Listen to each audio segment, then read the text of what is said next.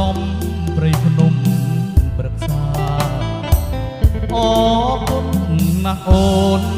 ស្ងួនអើយស្ងួននួនលៀនករណាញ៉ាំទឹកថ្នោតទេពីណាបែបពិសាស្រី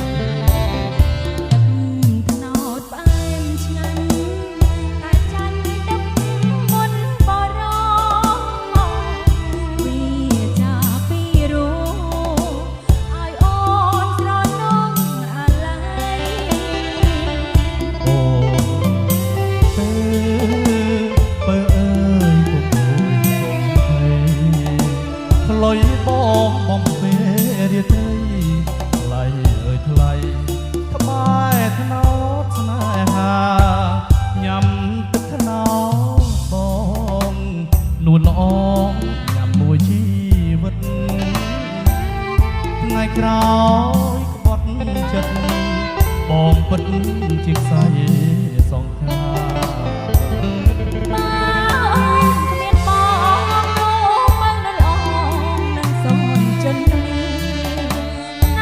អើយសូមជួយកត់ត្រាខ្ញុំមរណា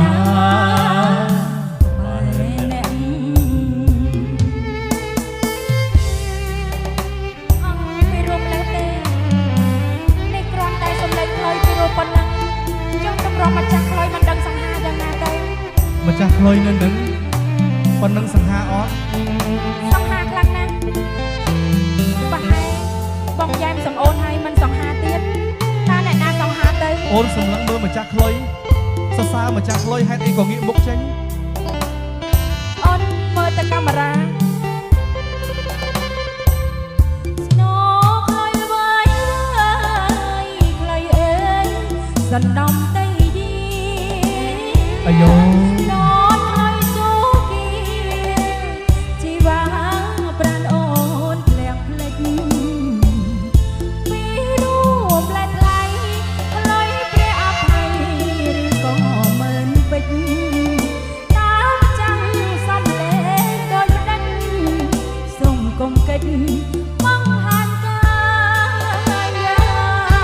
លុយបងអ្នកក្រអង្វរលងលោមរាត្រីលើដើមថ្នោតលៃសំដំព្រៃភ្នំព្រឹក្សាអរគុណណាស់អូនស្ងួនអើយស្ងួននួនលៀងករណាញ៉ាំទឹកថ្នោតទៅជីវ៉ាផ្អែមពិសា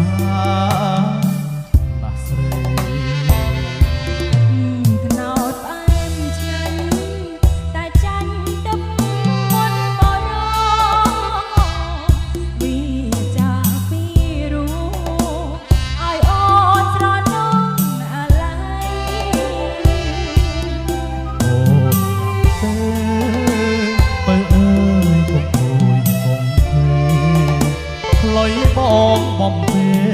រាត្រីថ្លៃអើយថ្លៃក្បែរថ្នោតស្នេហាញ៉ាំទឹកថ្នោតបងនួនល្អចាំមួយជីវិតថ្ងៃក្រោ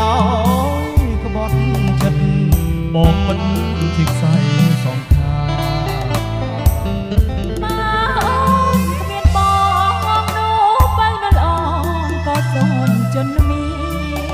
ថ្នោតអើយសូមជួយកត់ត្រាខ្ញុំបរណា